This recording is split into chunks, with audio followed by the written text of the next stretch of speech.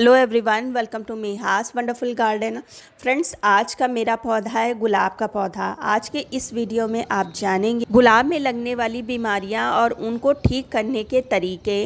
गुलाब एक बहुत ही sensitive plant है, उस पर बहुत ही जल्दी प्रॉब्लम्स आ जाती हैं, जैसे कि फंगस लगना, इफिड्स हैं, माइट्स हैं, ये सब बहुत जल्दी गुलाब के प्लांट में लग जाती हैं। तो इनको ट्रीटमेंट करने के लिए कुछ घरेलू नुस्खों का भी प्रयोग आप कर सकते हैं, जिनसे अच्छे से ये ठीक भी हो जाते हैं। और साथ ही साथ अगर आप घरेलू नुस्खों का प्रयोग नहीं करना चाहते तो आप बाहर से क्या चीज़ ला के डाल सकते हैं, जो कि प्लांट पर बहुत ही ज़्यादा इफ़ेक्टिव होते हैं और प्लांट पर किसी भी तरह का साइड इफ़ेक्ट भी नहीं होता। इस वीडियो में आप पाएंगे। तो सबसे पहली बात आती है फंगस की। रोज़ प्लांट में बरसात में बहुत ही जल्दी फंगस लग जाती है। अगर आपका प्लांट कुछ मुरझाया सा लगता है, आप उसको रेगुलर खाद पानी दे रहे हैं लेकिन फिर भी आपको मुरझाया लग रहा है, उसमें ताजगी नहीं लग रही है, तो आप समझ जाइए उसकी रूट में फंगस लगी है। ऐसी स्थिति में आपको प्लांट की मिट्टी को अच्छे से गुड़ाई करना है।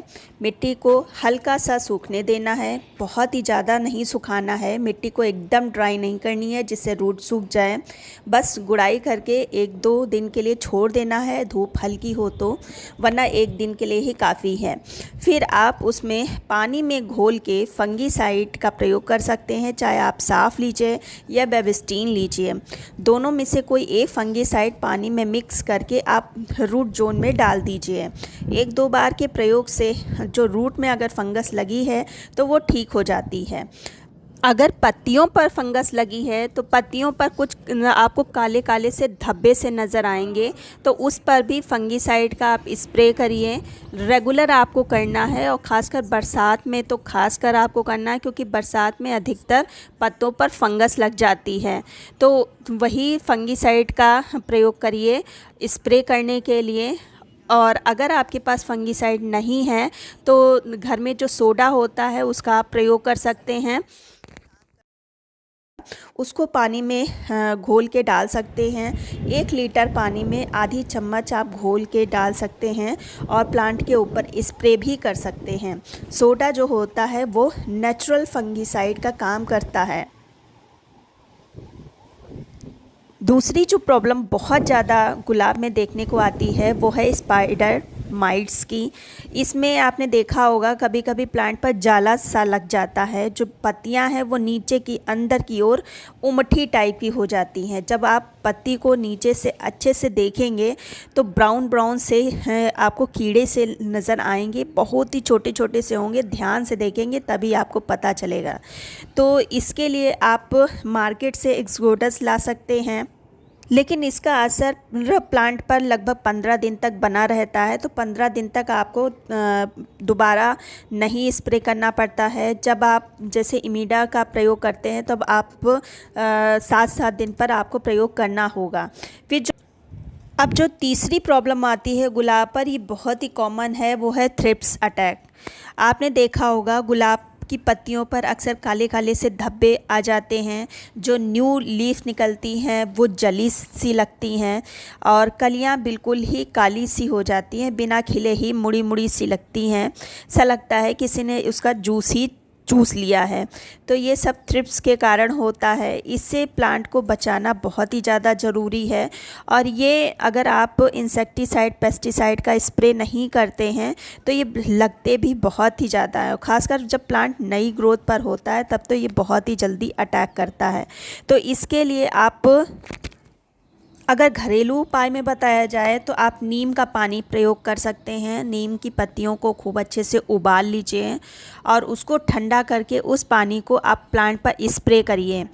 साथ ही साथ अगर आपके पास नीम ऑयल है तब आप 2 ml 1 लीटर पानी में मिक्स करें और साथ ही साथ उसमें थोड़ा सा हैंड वॉश डाल के आप प्लांट पर स्प्रे करते रहिए। ये काम आपको 7-7 दिन पर करना है।